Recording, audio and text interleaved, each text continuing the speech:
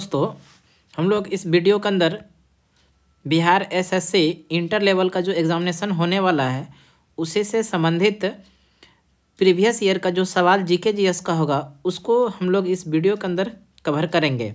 साथ में हम आप लोगों को एक्स्ट्रा फैक्ट भी बताएंगे। तो वीडियो को शुरू करते हैं, आप लोग अंत तक जरूर बने रहिएगा। देखिए, सामान्य जानकारी इसका मतलब ये जीके जीएस वाला पार्ट है, उसको देखेंगे। क्वेश्चन नंबर 26 से स्टार्ट कर रहे हैं। क्वेश्चन नंबर 26 में है ऐतिहासिक फव्वारा जिसको कि गुलजार हौज के नाम से जानते हैं, निम्नलिखित में से किस भारतीय शहर में स्थित है। ऐतिहासिक फव्वारा गुलजार हौज निम्नलिखित में से किस भारतीय शहर में स्थित है। इस प्रश्न का जो सही आंसर होगा गुलजार हौज, ये हैदराबाद में स्थित है। हैदराबाद ऑप्शन नंबर सी में है। Option number C is the correct answer. इसके अलावा आप लोग याद रखिएगा, इसी हैदराबाद में चार मीनार भी है। चार मीनार कहाँ पर? हैदराबाद में है। और अगर हम लोग बात करें लखनऊ, तो लखनऊ को नवाबों का शहर के नाम से जानते हैं। लखनऊ को नवाबों के शहर के नाम से जानते हैं और लखनऊ उत्तर प्रदेश की राजधानी है। और ये लखनऊ गोमती नदी के किनारे, ये भी याद रखिएगा। आगे अगर हम लोग बात करें इसी में कि एक्स्ट्रा कुछ, अजमेर 2.5 दिन का झोपड़ा कहाँ पर है? अजमेर में है 2.5 दिन का झोपड़ा। नेक्स्ट सवाल देखते हैं। क्वेश्चन नंबर 27 में निम्नलिखित में से पल्लव राजवंश की राजधानी कौन सी थी? पल्लव राजवंश की राजधानी पूछा गया है। पल्लव राजवंश की राजधानी कांचीपुरम था, जो कांचीपुरम ऑप्शन नंबर सी में है। Option number C is the correct answer. और याद रखिए कांचीपुरम वर्तमान समय में तमिलनाडु के अंदर है, ये भी याद रखिएगा। कांचीपुरम किस राज्य में है? तमिलनाडु के अंदर है। अगर हम लोग बात कर लें पल्लव राजवंश, पल्लव वंश के स्थापना किसने किया? तो ये भी याद रखिएगा, पल्लव वंश के संस्थापक थे नरसिंह वर्मन प्रथम। पल्लव वंश के संस्थापक कौन थे? नरसिंह वर्मन प्रथम, याद रखिएगा। पल्लव वंश के संस्थापक थे नरसिंह वर्मन प्रथम। नेक्स्ट क्वेश्चन देखते हैं। क्वेश्चन नंबर 28 में है किसी एक व्यक्ति को भारतीय सर्वोच्च न्यायालय के न्यायाधीश के रूप में नियुक्त होने के लिए उच्च न्यायालय में कितने वर्षों तक अभ्यास करना अनिवार्य है? बेहद इंपॉर्टेंट सवाल है। किसी एक व्यक्ति को भारतीय सर्वोच्च न्यायालय के न्यायाधीश के रूप में नियुक्त होने के लिए कम से कम 10 वर्षों का अभ्यास जरूरी है। 10 वर्ष ऑप्शन नंबर बी में है। Option number B is the correct answer. अगर हम लोग बात करें भारतीय संविधान के अनुच्छेद 124 और इसमें क्या दिया है उसको जान लेते हैं। भारतीय संविधान का अनुच्छेद 124 के अनुसार सर्वोच्च न्यायालय के न्यायाधीश की नियुक्ति राष्ट्रपति द्वारा मुख्य न्यायाधीश के परामर्श से करता है, याद रखिएगा। उच्च न्यायालय के मुख्य न्यायाधीश की नियुक्ति राष्ट्रपति के द्वारा किया जाता है। किसके परामर्श से? तो मुख्य न्यायाधीश के परामर्श से। अगला सवाल है क्वेश्चन नंबर 29 में धूपगढ़ चोटी भारत के किस राज्य में स्थित है? धूपगढ़ चोटी भारत के मध्य प्रदेश में स्थित है। Madhya Pradesh option number B में है। Option number B is the correct answer. Dhupgarh की ऊंचाई अगर हम लोग बात कर लें तो ये भी ध्यान रखिएगा, धूपगढ़ की ऊंचाई 1350 मीटर है। धूपगढ़ की ऊंचाई कितना है? 1350। आगे अगर हम राजस्थान की बात करें तो राजस्थान में सबसे जो ऊंची सर्वोच्च चोटी है जिसका नाम है माउंट आबू, याद रखिएगा। गुरु शिखर का ही एक सबसे ऊंची चोटी है जिसका नाम है माउंट आबू, जहाँ कहाँ पर है? राजस्थान के अंदर। अगला सवाल देख लेते हैं। Question number 30। क्वेश्चन नंबर 30 है लोसांग निम्नलिखित में से किस भारतीय राज्य का त्यौहार है? लोसांग सिक्किम राज्य का एक प्रमुख त्यौहार है। सिक्किम ऑप्शन नंबर सी में। Option number C is the correct answer. Losoong किस राज्य का? सिक्किम का। लेप्चा जनजाति के द्वारा जो नव वर्ष के त्यौहार के रूप में मनाया जाता है, एक प्रकार का ये त्यौहार है लोसांग। नेक्स्ट क्वेश्चन है क्वेश्चन नंबर 31। हरित क्रांति निम्नलिखित में से किस राष्ट्र में पहले शुरू की गई थी? हरित क्रांति बेहद इंपॉर्टेंट है। हरित क्रांति की बात करें, हरित क्रांति सर्वप्रथम जो शुरू किया गया था वो मेक्सिको राष्ट्र में शुरू किया गया था। मेक्सिको ऑप्शन नंबर बी में है। Option number B is the correct answer. और हरित क्रांति विश्व स्तर पर जो शुरू किया था, याद रखिएगा, नॉर्मन बोरलॉग ने शुरू किया था। विश्व स्तर पर हरित क्रांति की शुरुआत नॉर्मन बोरलॉग ने किया था, जबकि भारत में हरित क्रांति की शुरुआत जो किया था MS स्वामीनाथन ने किया था। और भारत में हरित क्रांति की शुरुआत 1966-67 में हुआ था। किसके द्वारा? MS स्वामीनाथन के द्वारा। जबकि विश्व में हरित क्रांति की शुरुआत सर्वप्रथम मैक्सिको में हुआ था और इसकी शुरुआत जो किया था नॉर्मन बोरलॉग ने किया था। अगला सवाल है क्वेश्चन नंबर 32 में, किसी भी परिसंकटमय नियोजन में काम करने के लिए 14 वर्ष से कम उम्र के बच्चों का निषेध भारतीय संविधान के किस अनुच्छेद में वर्णित है? यानी किसी भी परिसंकटमय नियोजन में काम करने के लिए 14 वर्ष से कम उम्र के बच्चों को निषेध भारतीय संविधान के किस अनुच्छेद में है? ये है अनुच्छेद नंबर 24 में। अनुच्छेद नंबर 24 ऑप्शन नंबर सी में। Option number C is the correct answer. अगर हम लोग बात कर लें अनुच्छेद नंबर 23 में क्या है, तो ये भी याद रखिएगा। अनुच्छेद नंबर 23 के अंदर दिया है मानव दुर्व्यापार या बाल श्रम पर निषेध। याद रखिएगा अनुच्छेद नंबर 23 के अंदर क्या है? मानव दुर्व्यापार और बाल श्रम को निषेध किया गया है। बाल श्रम संरक्षण अधिनियम, ये भी याद रखिएगा, बाल श्रम संरक्षण अधिनियम 1986 में लागू हुआ है। बाल श्रम संरक्षण अधिनियम कब लागू हुआ? 1986 में। और ये भी याद रखिएगा विश्व बाल श्रम दिवस प्रत्येक वर्ष 12 जून को मनाया जाता है। विश्व बाल श्रम दिवस कब मनाया जाता है? 12 जून को। नेक्स्ट क्वेश्चन है क्वेश्चन नंबर 33 में है ग्रेट मैन मेड रिवर किस देश में स्थित है? Great man made river Libya देश में स्थित है। लीबिया ऑप्शन नंबर ए में है। Option number A is the correct answer. और याद रखिएगा ग्रेट मैन मेड रिवर है क्या? तो पाइपों का एक ये नेटवर्क है। याद रखिएगा पाइप का एक नेटवर्क है जो लीबिया के अंदर है। अगला सवाल है क्वेश्चन नंबर 34 देख लेते हैं। 34 में है ऋग्वेद को कितने मंडलों या पुस्तकों में विभाजित किया गया है? ऋग्वेद को 10 मंडलों या पुस्तकों में विभाजित किया गया, 10। तो option number A is the correct answer. 10 option number A में सही हो जाएगा।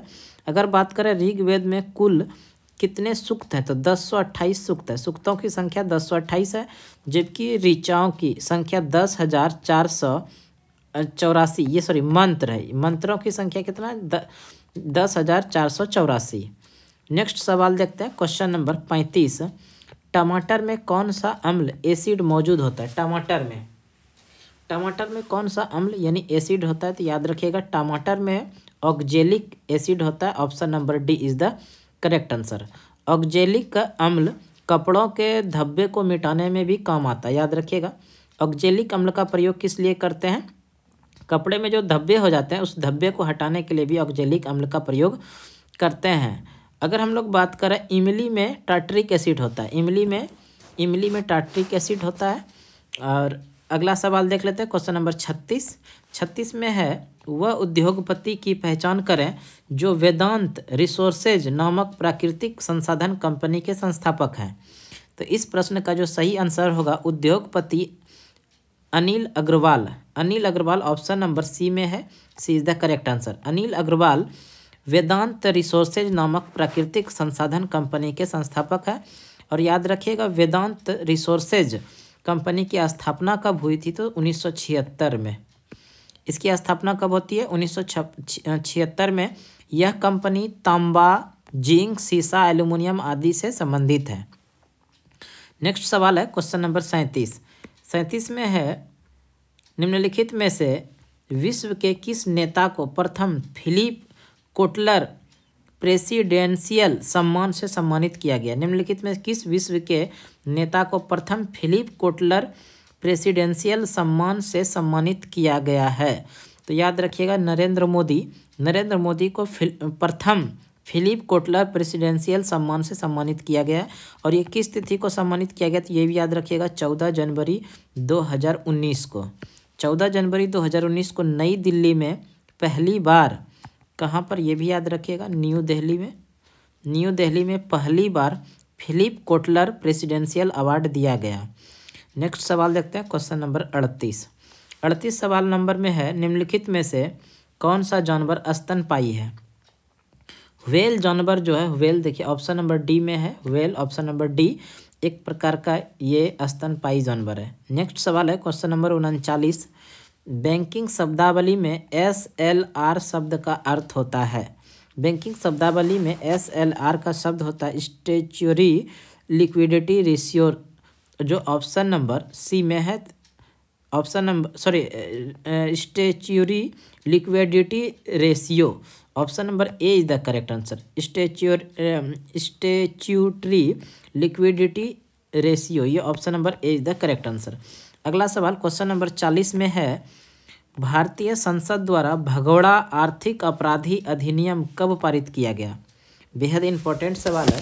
भारतीय संसद द्वारा भगोड़ा आर्थिक अपराधी अधिनियम कब पारित किया गया? तो इस प्रश्न का जो सही आंसर होगा 2018 में पारित किया, 2018, option number D is the correct answer.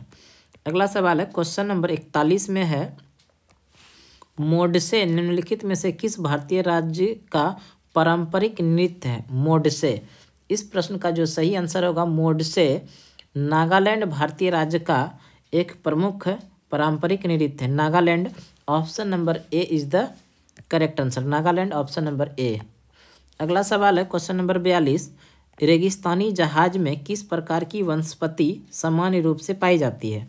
रेगिस्तानी क्षेत्र में की जो झाड़ी होती है वो झाड़ी वनस्पति पाई जाती है। झाड़ी, option number B is the correct answer. Question number 43 है, FM रेडियो को पेटेंट किसने कराया था?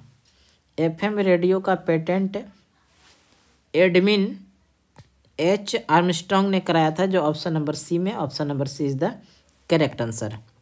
अगला सवाल है क्वेश्चन नंबर 44 में है, भारत में GST कब लागू हुआ? बेहद इंपॉर्टेंट सवाल है।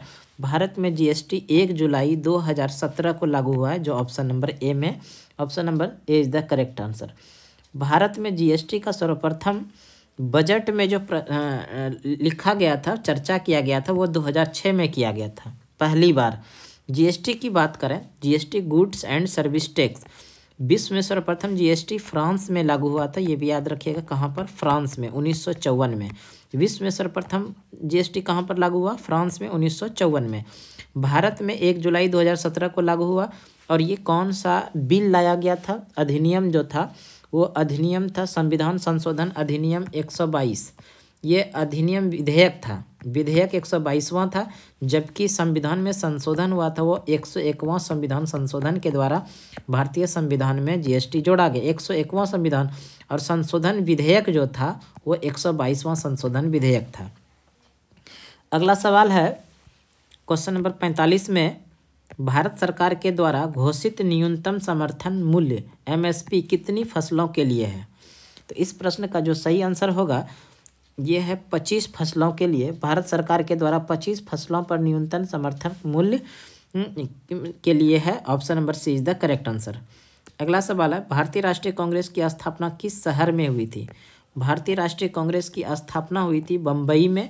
और ये कब हुआ था? याद रखिएगा, 28 दिसंबर 1885 को। संस्थापक कौन थे? A.O. ह्यूम। A.O. ह्यूम एक ICS रिटायर अधिकारी थे। इन्हीं के द्वारा भारतीय राष्ट्रीय कांग्रेस की स्थापना 28 दिसंबर 1885 को मुंबई के तेजपाल संस्कृत महाविद्यालय में किया था।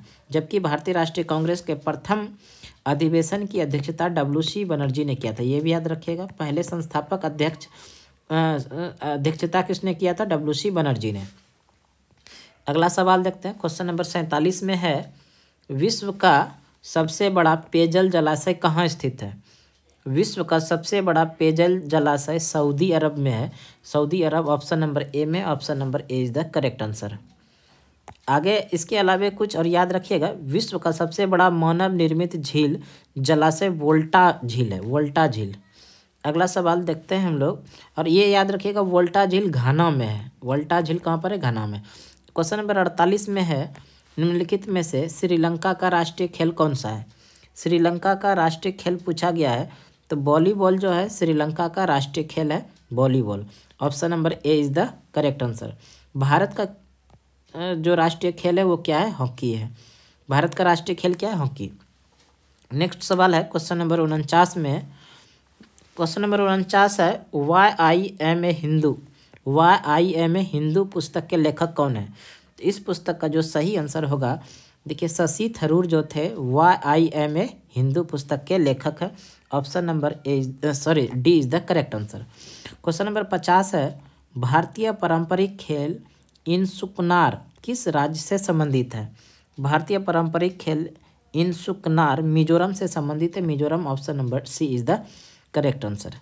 तो इस तरह से दोस्तों हम लोगों ने आज बिहार के अंदर सचिवालय सहायक के साथ साथ में जो BSSC CGL का जो प्रीवियस ईयर का क्वेश्चन पेपर था उसको हम लोग इस वीडियो के अंदर डिस्कस किए। हमें उम्मीद है कि ये वीडियो आप लोगों के लिए उपयोगी साबित निश्चित रूप से होगा। तो इस तरह का वीडियो रेगुलर पाने के लिए आप निश्चित रूप से हमारे चैनल सुमन क्लासेस को सब्सक्राइब कर लीजिए और आपने अपने दोस्तों तक इसको शेयर भी कर दीजिए। तो आज के क्लास के लिए इतना ही। अगले क्लास में फिर से मिलते हैं, तब तक के लिए धन्यवाद। जय हिंद।